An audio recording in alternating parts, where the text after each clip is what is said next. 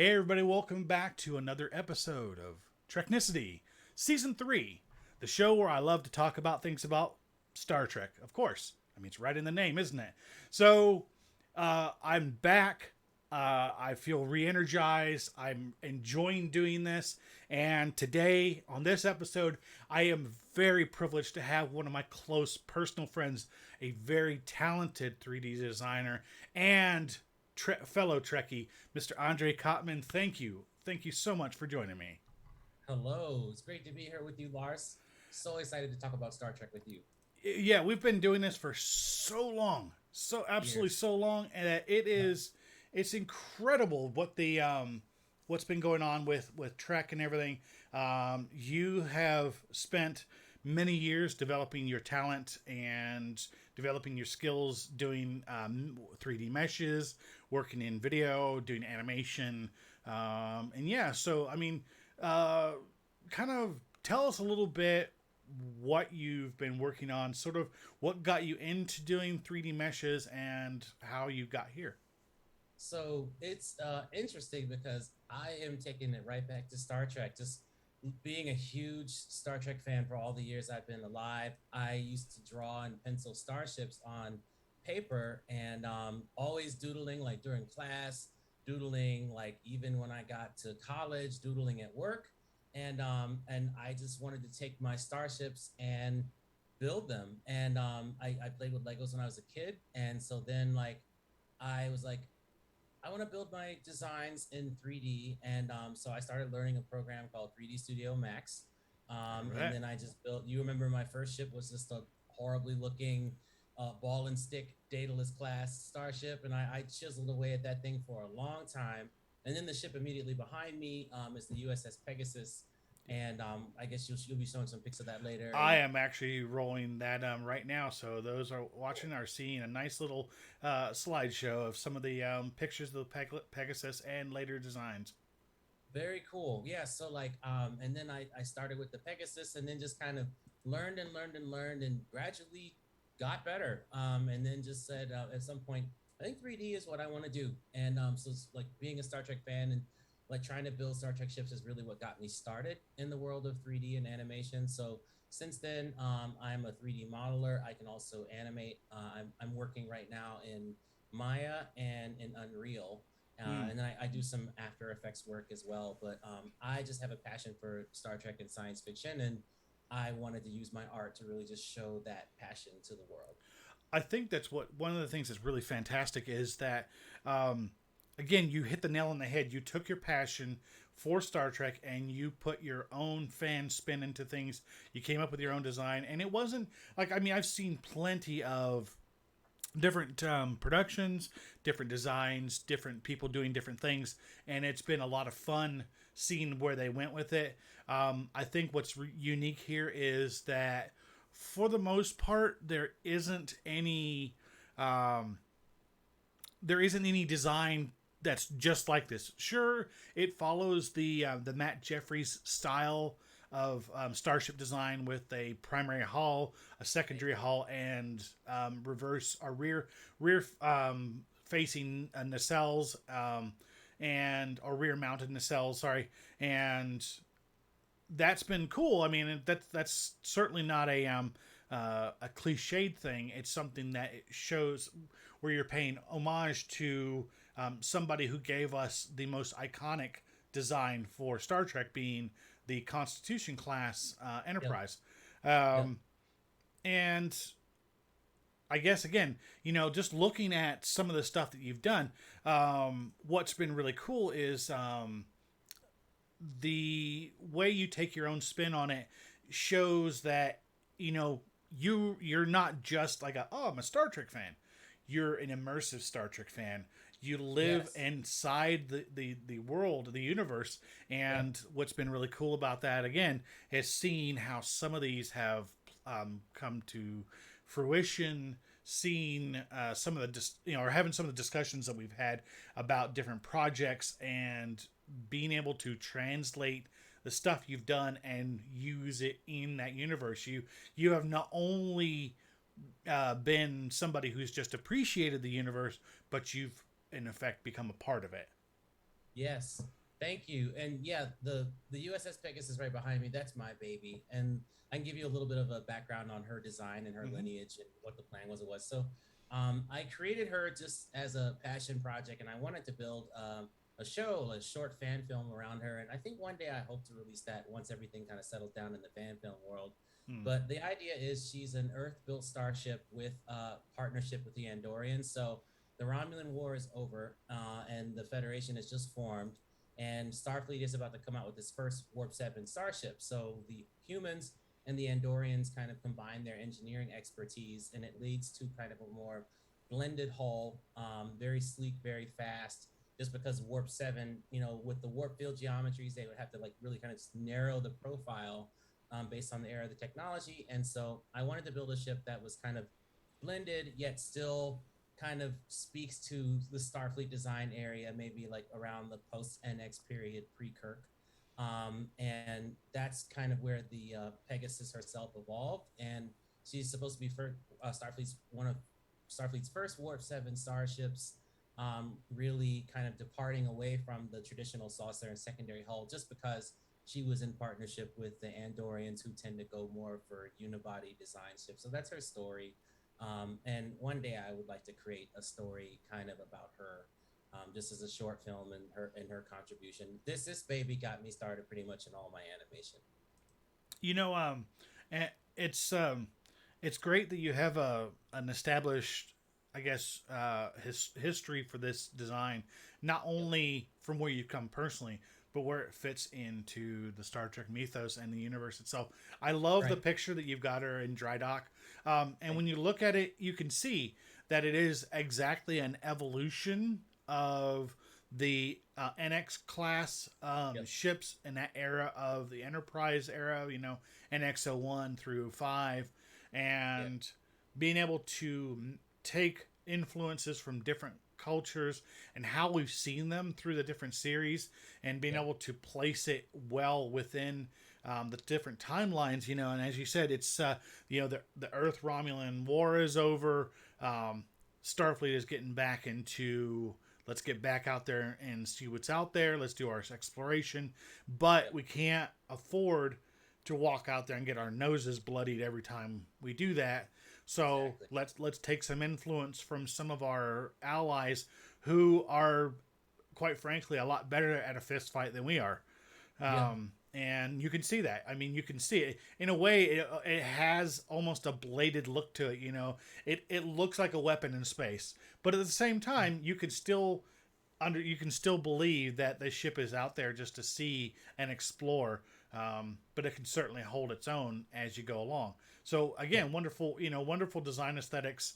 And even if you were to try to apply uh, real world physics to how these things work, you're right. I mean, these things have to be sleek. They have to be aerodynamic in a way. I mean, the physics of moving an object in space and trying to use something and turn it quickly and smoothly. Again, you have to take design into consideration. So, again, fantastic way we look at it. The really cool thing about it, I guess, is that we have, um, I guess, all these different influences from different series, from different designers, and you can certainly build on that each time, which is again inspiring to other people. We've seen some amazing ship designers. Especially the likes um, of like I said, Matt Jeffries before, and John Andy, Eves, and yeah, then Andy Probert, uh, yeah, Andy Probert, huge one for me. Yeah. right, and Yeah. we've been very lucky to have been able to see some of the stuff to work on, work with it in our own stories, Yep. um, and as you said, as the fan film industry quiets down a little bit, I think um, for anybody who watched the last episode knew just how just how I feel about what Axonar did to the fan film industry. Yeah. and this isn't another dig at it. It just this is the reality of it.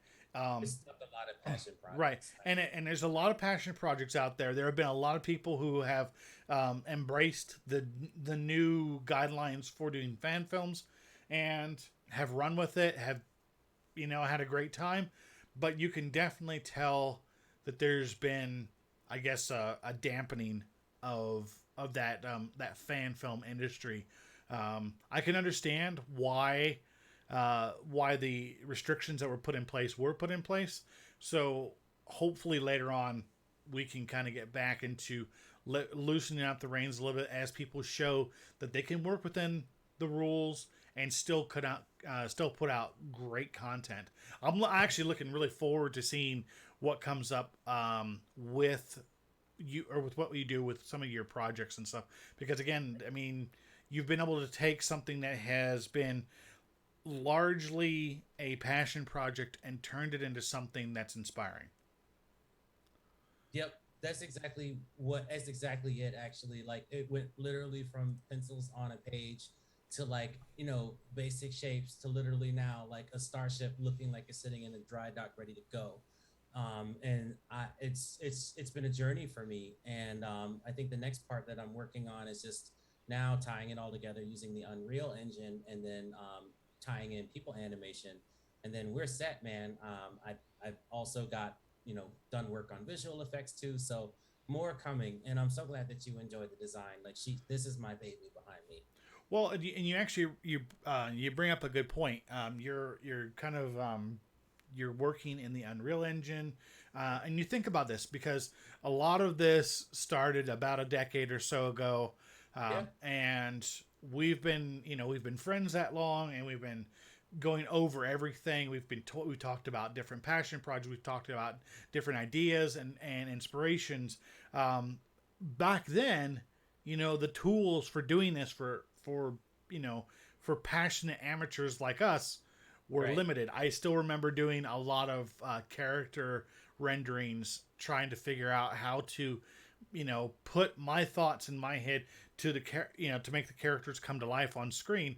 I still Um, have to. Yep.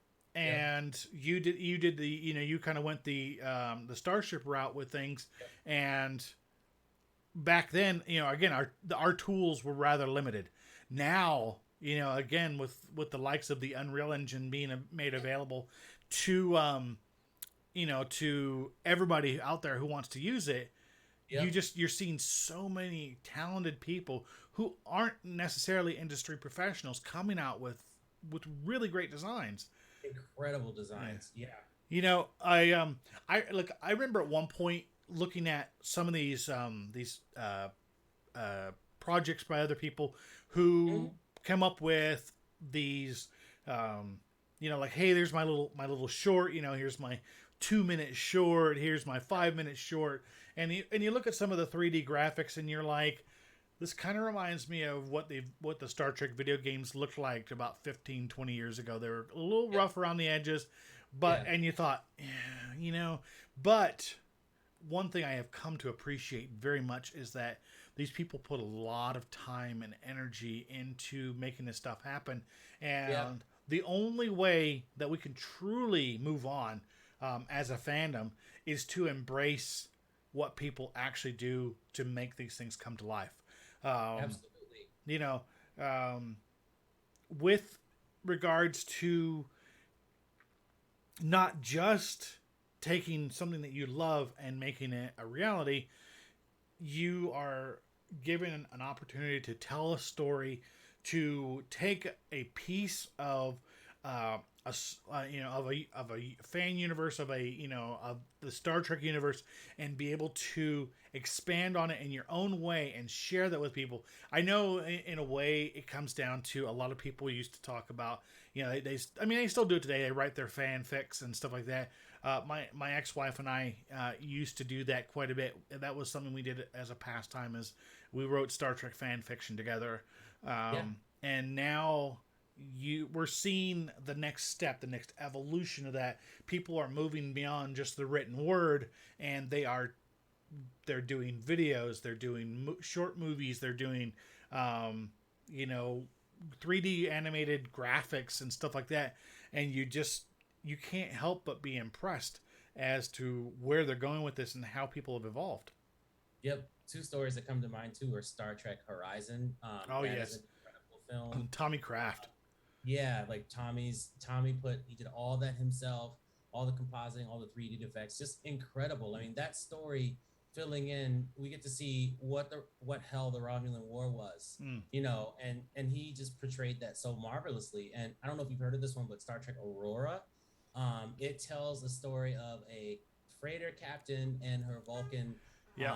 sidekick, and their stories fill in like what's it like to like be a freighter captain in the world, and like what kind of jerks you have to put up with on the side, and what struggles do they have, and Exactly. they run into Starfleet. That like watching that story, I was like that one inspired me because I'm like, okay, like you said, some of the tools then weren't perfect, and it may look like something from a few years ago at times, but they took every ounce of that tool and made it look amazing. And I'm like, that's a story I want to tell. Like, I want to use the tools to tell an amazing story. And with Unreal 5 now, literally, you can make a realistic world. And I mean, even this picture was rendered in like an older version of Max. And it's look how the incredible depth of realism that you can get to now. Mm.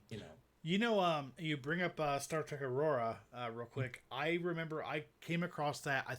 I want to say I came across it by accident because I was looking up different projects and seeing what other fan productions are out there, and I remember that they either used Poser, which is what I was using at the time, or they Right. used Daz 3D, which used the same object models as Poser, and animated everything in that program.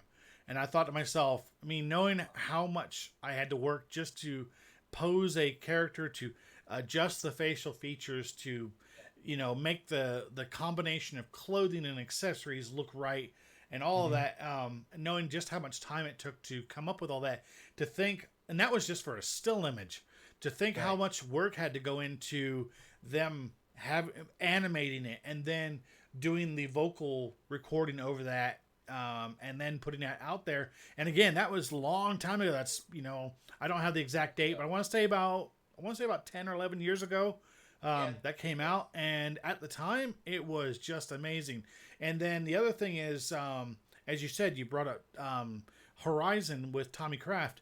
I'm telling you, that guy is an absolute inspiration when it comes to making fan films, because I remember talking to him. I was still in Virginia Beach.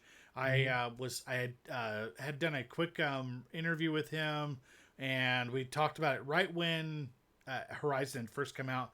And I thought to myself, not only is this great to watch, but when you realize just how much work he put in himself to bring this to life, it wasn't just directing actors. It wasn't Right. just about writing a script. It wasn't just about designing sets or anything. It's like he taught himself how to sew so he could do the uniforms.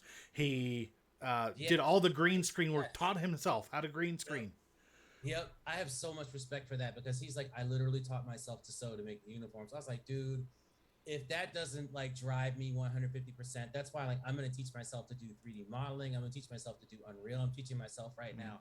Like he is such an inspiration to me. Like how he just literally, and even the sewing. I'm like, dude, that's dedication. I love it. Right, and I'm in kind of in the pre-production process of doing a high fantasy Dungeons and Dragons themed movie, and having to do all that. But again, I've taken some of my cues from what he did for his own movie, of not only be willing to wear a lot of different hats on Right.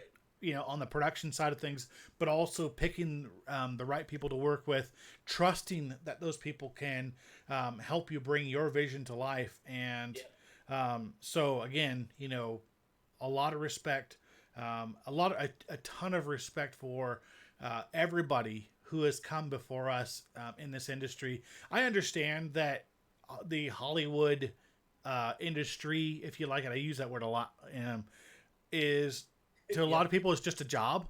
It's Yeah. just them punching a time clock. And, a lot of people, like, when they're doing it, they're just like, whew, this is a lot of hard work.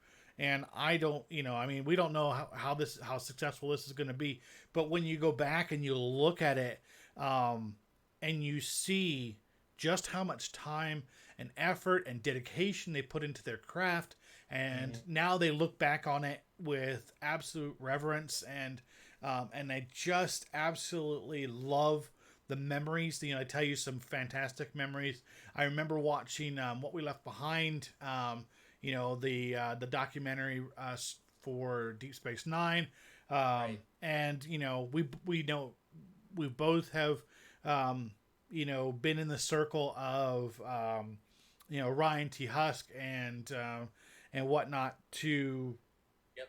to see. I mean, he does the Seventh Rule podcast with Sirach Lofton and Yep. Melissa Longo, Yep. and a laundry list of veterans who have been in the Star Trek world. He's in Horizon too. Yep. Yeah, Ryan's and he was the villain. Yep. that's right. And I mean, I still remember the first time I talked to Ryan. Again, probably going back 6-7 years ago. I don't even remember how I came. We kind of got in each other's orbits, but I had interviewed him for one of our podcasts. I Yep. think it might have been Mina Frenia, who was Richard Hatch's personal assistant. I think she had asked us to interview Ryan for one of the podcasts. Oh, okay. Yeah, and that's how. And I remember him telling us a story about how he was on set and working on Star Trek Into Darkness, and then again seeing these projects come up and see these things happening and be able to see them, be able to talk and share and have that positive, I guess. The feeling is that everything is very, very positive again. One thing I love about watching a lot of the stuff that's coming out now, even like, I'm not going to lie to you, I am no longer a fan of Star Trek Discovery. That's Um, okay. Yeah. and a lot of that has nothing to do with the actors, has nothing to do with the people running the show. I think for me, I found that it felt more soap opera, if that's a word, if I can make up a word today. For Star Trek, I thought to myself, there's so many things that they can do with this, that I thought, oh, okay, well, there's a lot of people who don't like it, and Yeah. but besides that, it's not. I mean, I'm not going to say I don't like it because it's not good. Um, I have a couple thoughts about it. Like I like Discovery, but I think what they really needed to do was to take it into 3189. They needed to get it out of the 23rd century. I think that's probably what caused some initial contention with a lot of fans. I personally didn't mind the tie-in with Burnham to Cyrix, and I like how they kind of had her disappear to the future, and really a reason why they never brought her up again.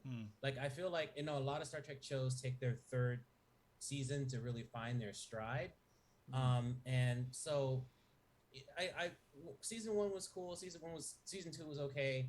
I mean, season two was good with Pike, but then season three for me, like, I have personally, just speaking, I have not been wowed by anything in Star Trek like I had when they saw that Starbase and the new ships. And you can see some of the new ships in my art.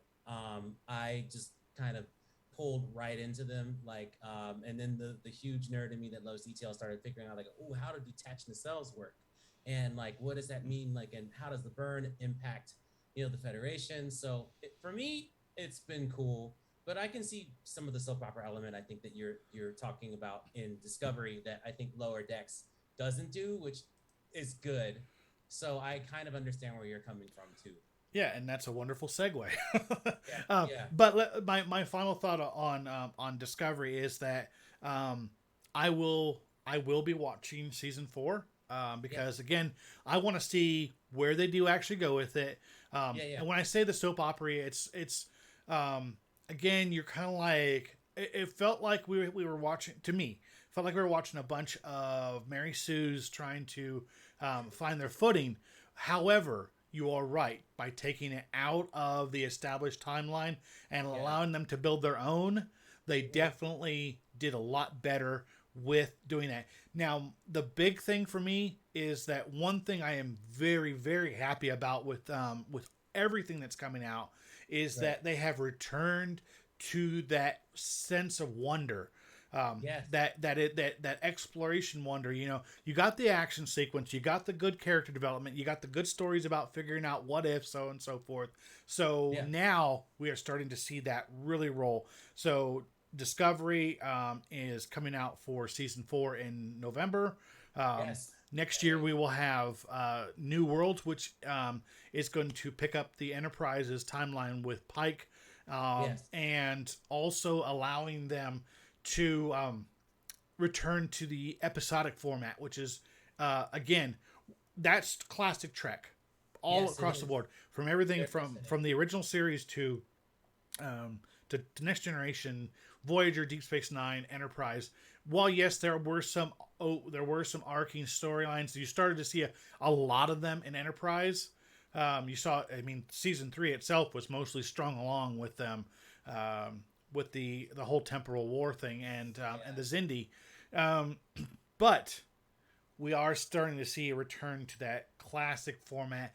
And as you said, you know what they're doing with Lower Decks. I love this. It has far surpassed my favorite series. I love it. It's a love letter to Star Trek. Like It is. Mike McMahon is truly a fan of all Star Trek, and he takes bits and pieces of everything from Discovery, from the animated series. He weaves it in and just does such an honor to the franchise. Like I love what he's doing with Lower Decks, and I am laughing hysterically like every episode. Oh yeah, I mean, and then the cool thing is you know those little bits and pieces that you see that they throw in along the way. I mean, a ton of it is fan service, but you also have, you know, you have incredibly talented actors, just having a great time. You know, I love Tawny Newsome. Right? Yeah. Of course I love Jerry O'Connell. Yep. And I apologize. I can't remember Eugene's last name, but Darrow. yeah, thank you. Uh, and I mean, the thing is just recently my wife and I have taken to watching another series that he's in, Tacoma FD. Mm-hmm. He plays a firefighter, um, uh, Andy Mayawani. Sorry, Yeah. and Andy Mayawani, and just seeing the dichotomy between that character he plays on that show Yeah. to Rutherford, and like, wow, you know, these guys are just nailing it. And you know, so anybody, I'm just gonna give you a warning right now. Anybody who has not watched this, the episode that aired on the 23rd of Spoilers. yep, spoilers, Yep. lots of spoilers. Um, Spoilers. so I mean, every episode has been fun to watch, and there Mhm. has not been one I've gone, oh, this is a little weak, but I still enjoyed it. No, every single one has been amazing. Yeah. I mean, Jack Quaid as Boimler, um, like watching him on The Boys, you Yeah. know, and again compared to watching him play Brad Boimler on Lower Decks, he plays a very similar character, you know, that kind of fish out of water type of deal. I didn't even Um, realize that was him. That's him. yeah, That's him. that's Jack Quaid. Yeah, Oh no! What? That's perfect. yeah, That is so perfect. And Boimler is, and you can really see these characters grow from season one to season two. Like Boimler started out season one, he's very insecure, you know, like really just kind of following the rules a little bit too much. And then by season two, he's way more confident. Like he rescued Tindy when she became a giant, like praying mantis thing. that's right. Yeah, that Uh, was last week. he's really exemplifying some of the Starfleet morals and Hmm. values. And of course, he would get transporter cloned, which is hilarious. And and now he has William Boimler on the Titan, which Right. I think is absolutely great. But okay, can we talk about how like the Cerritos, like being not a first line ship, you know, has its fair share of problems and troubles, but I think the show kind of subtly hits at the first line ships are all very stressful. Like, and like, so like if you look at like Boimler's time on the Titan, Mhm. he was pretty much like, it's high stress. Like they're fighting, they're beating Packlet. Everybody is like type A and plugged in. You know, like I think they described it as like overcommitted like on screen archetypes or something like that. But it Right. was, and then like the subtle dig is like, I think I heard Mike McMahon say it, is like being on that ship on the ships of command line, like an Enterprise or a Titan, you're gonna be under some stress, you know. And so Right. like it's funny to see like that piece play out. And then even the Cerritos plays that out too, but it's a little different. Mm. So I really like that. Well, the cool thing about the way they portray it is that, um, you know, they bring in some elements of Star Trek that we have never seen before, and I mean, I think maybe the episode where in TNG where the lower crewman, the ensign, is sent off on a dangerous mission and never returns. You know, Yep. she's killed in the line, and Jaxa. Yep. yeah, and that was again, it was like you didn't see this element of these crews, and now you're seeing it like through through the microscope. You're watching these characters evolve from lowly little ensigns into, and who are scared of their own shadows, Yep. into more confident, much more assertive characters. And but also, let's be honest, the humor that gets injected into it, you Oh know, my god. like Everywhere. watching it is, basically what I say to my gaming friends is that watching Lower Decks is like watching our gaming group in Star Trek. Because everybody, like, nobody is straight laced, or the people who are, you can tell right away that they're going to be they're going to be the fodder, and everybody else is going to be the consummate smartasses when it comes to things. They enjoy what they do, they like who they are, but they don't necessarily follow the rules or play along to what the script is, which makes me laugh every time. Well, Um, I like how they're just not perfect people. Like you see a lot in excuse me, you see some fan shows sometimes. Not gonna name any names, but the entire crew is like perfect, and everybody is a model Starfleet officer. And I've watched a few of those shows, and I'm like, mm, okay, does anybody have any character flaws? Like anybody?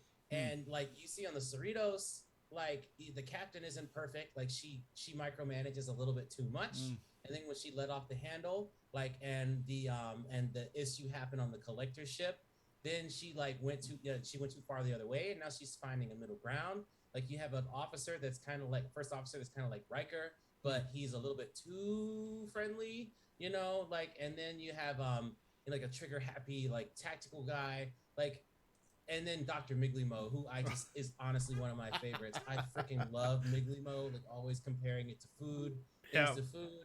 And to Anna, like who will curse like a sailor and just didn't want to get scanned because she's afraid of getting scanned, even though she's a doctor. Like this is the kind of stuff you figured those flaws were in mm, TNG characters too, but you like Cerritos plays that up, and yeah, I love that. yeah. They definitely take each of these character archetypes and crank the knob up a little bit. Yeah, You mentioned with the first officer being a little too friendly, and yeah, again, I mean, that's basically a parody of Riker. totally. Because Yeah, Riker was always portrayed as the swashbuckler womanizer that Kirk always was. Um, but he always still knew where that line was. He knew where the line was yeah, drawn. With this one, the line gets a lot more blurred. It gets a little, he kind of just goes either way a little bit, steps over the line a little bit, just lets it yeah, blur a yeah. little bit too much, but then he snaps back into place and does his job. Um, and what I love about this week's episode, of course, with Jeffrey Combs playing the voice of the evil supercomputer, um, doing the like, hey, I'll fix things for you, and just trust me. I'm Right. like. There is not a character in Star Trek that this guy has played that you Oh can my god. truly trust ever. you So know. good at it too. I mean, he plugs right into whatever role he plays in, and like, and when he talks to Boimler and then reveals that Mariner basically got him taken off on an assignment, like Mm. I was mad with him. Like, why did she do that? And I could see why he was mad. And then when they played that into like him taking the computer, you're like, oh no, is he really siding with the computer? Yeah. And then Jeffrey Combs just tied that whole story up wonderfully. Like they're just doing such a good job. And then the Armis, can we talk about Armis? Revisiting Armis? Yes. Holy crap. That was so good. I That's I so I saw good. the clip of that with them using the little tool, the little device to, and they basically, let's prank call Armis. Yeah. And I was Yeah. like, believe it or not, from what I saw, and what I've been reading is that has triggered a large response from the greater Star Trek fan community who want justice for Tasha Yar. Um, Yeah. and they're because they went back, and I mean Dude. the whole thing Yeah. with them prank calling Armis and saying, we're, you're going nowhere, we're just gonna mess with you, and they completely just prank him all the way. Yeah. I haven't laughed so hard in Star Trek in a long time, because that was such Yeah. a painful thing as a Star Trek fan way Yeah. back in the first season. I think it The was worst episode thing. 23, Yeah. Skin of Evil, where Tasha Yar gets killed by Armis, and that was the first time we saw a major character die and no, they're not coming back. There's no last minute rescue. They're not going to come back after the commercial break and be there Yeah. and be saved. They were done. It was sudden the way she died, and then it was like that was before the age of spoilers. Hmm. So I remember as like an 8-year-old watching Star Trek when they killed her off screen like that. I was devastated. I killed her on screen like that. I was devastated. I was Yeah. like, she's not coming back. Like, she's literally dead. And then that was like at the beginning of the episode. Crazy. Yeah, and so I guess the little tribute to her character, and I guess thumbing their nose Yeah. um, at Armis in that little clip was just perfect. Um, Ab- but that's the thing. That's that, and you hit like right when we started talking about this. You absolutely nailed it. Lower Decks is a love letter to Star Trek. Mhm. There, in every episode, there is something that ties it into the previous series of something else. I mean, even to the point, and the thing is another good thing is they're not afraid to poke fun at themselves. I happened to notice one during the last the last scene of this week, or this current episode of Lower Decks, when they put the computer into the sentient computer storage area, and the camera pans, it zooms out. It zooms out, and you start seeing all these computers, these evil computers that are arguing with each other, and they start all lighting up, and one of them has a CBS logo on its Yeah. face. I was like, That's that's perfect. absolutely perfect. I mean, Yeah. you couldn't have done it better. Yeah. So I'm looking forward to seeing where they do go with the rest of the season. I know Yeah. it's going to be fun. I mean, Mhm. I don't see how they could screw it up, because they've done such an amazing job. In fact, actually, this is like this is the first time in Star Trek that I've truly looked forward to seeing what comes next. Probably since I was in high school, because I want to say that, let's see, I think I would have been going into my junior year, so I was about 16 years old when they did the whole best of both worlds, and Picard becoming Locutus. And I remember sitting there with my friends who were Star Trek fans saying, and then knowing I think it was going to say in season 4, Q returns. And we're all like, oh man, what is Picard gonna be like? What is he gonna say to Q? He's like, you took us here, you exposed us to these people, and because of that, I became one of them, and you destroyed me, and la la la.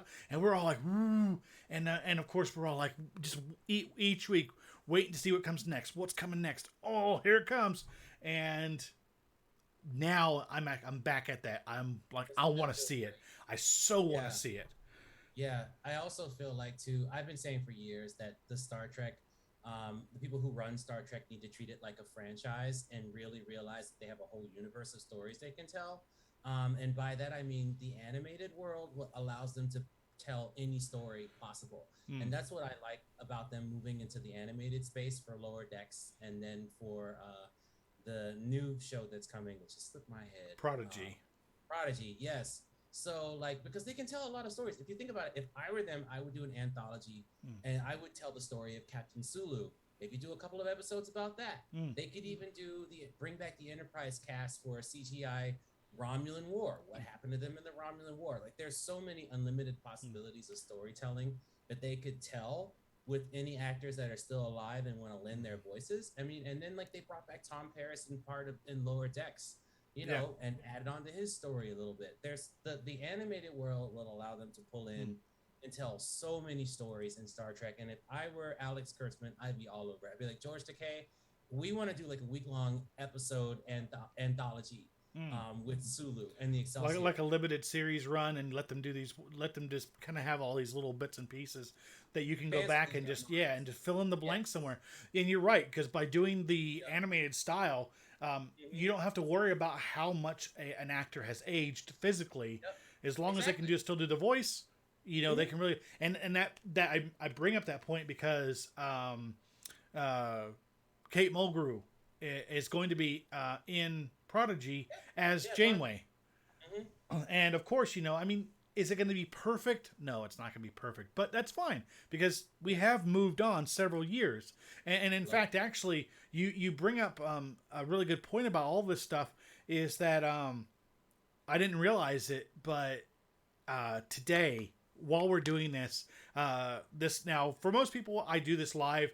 In this case, because of scheduling conflicts and whatnot, we're pre-recording this for a broadcast. So right now, today is the 26th of September, and today is the 20th anniversary of the premiere of Enterprise. Oh, so 20 years. I mean, that really makes me feel old.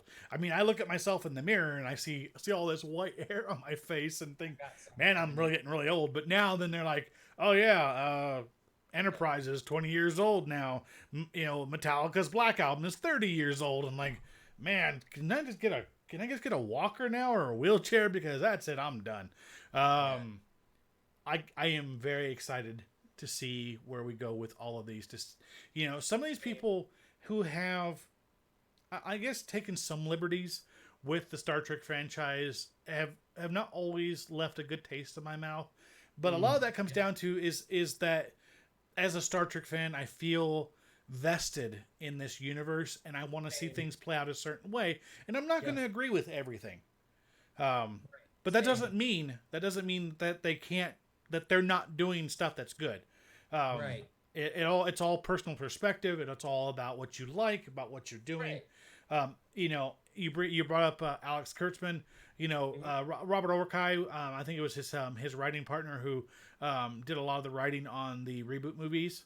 At least the first two, anyways. I know that they were involved with Simon Pegg in writing Beyond, the third one. But still. You see them. You saw the same thing with Rick Berman. You saw with Manny Koto. You saw them start in one area and move their way and evolve along with the different series. A lot of people pan Enterprise, especially season 3. I mean, season 3 was, in my opinion, could have been better. I felt like they stretched out a storyline a little bit too far, and they kind of threw some other little bits and pieces in there just to try to break it up a little bit. Right. But then season 4 comes along and they brought in Judith and Garfield Reeve-Stevens to do the writing for that season, and holy cow, it is on. It was best season of it. Unfortunately, because of the damage had been done already, they didn't have a chance to do season 5. But still, it just goes to show that there are still a lot of incredibly talented people doing these series. And I'll mention briefly Picard. I did like watching the series. There were some nuggets in that series that of the first season that made me go, "Ooh, this is interesting." Or the fan service they did with bringing Riker and Troy, and also a couple episodes with Brent Spiner reprising the role of Data. And of course Jerry Ryan coming back as 7 of 9. You had these great little fan services. They're not going to be perfect. Like you said, most seasons take about 3. Most series take about 3 seasons to get their footing, to really get going. And I'm hoping to see some more stuff. Like people go, okay, that we like doing that. There was maybe some little issues, little niggles along the way. Let's tighten it up a little bit, and let's run in a little bit different direction. And we're starting to see those ones really dig in. Yeah, absolutely. And there are some things in Picard season 1 that I liked it personally, but there were some things maybe like the Zheng He clone fleet. A lot of people had issues with that.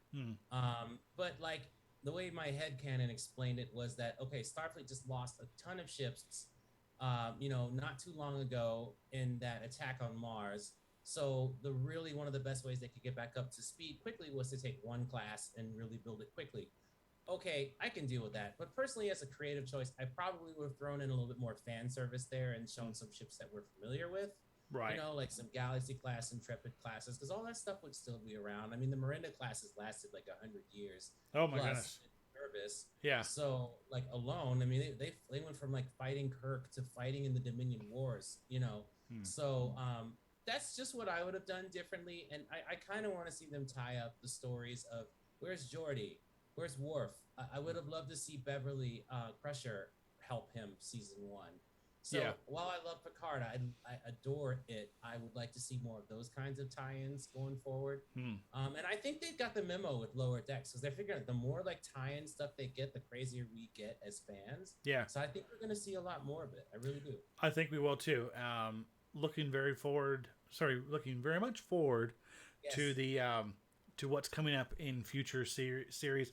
Also, very much looking forward to seeing what you come up with your artwork and your projects, and seeing how things play out. I'm excited, my friend. I cannot wait. Yeah, I hope to have a chance to be able to work with you, and this is going to be fun and fantastic. I dare say even fantastic. Yes, fantastic. So, we're going to definitely work together, man. I'm excited. Lovely. Thank you again for your time, Andre. It has, I mean, we're ships passing in the night, no pun intended, but at the same time, it is a privilege. I thank you very much for coming on the show. Thank you for being here on Treknicity. We hope to see you again, and I will leave it off by saying, as I always say when I wrap up these episodes, remember to rock out with your Spock out. Your Spock out. I love it. Have a good one, folks. Thanks again for watching. We will see you everybody next time. Live long.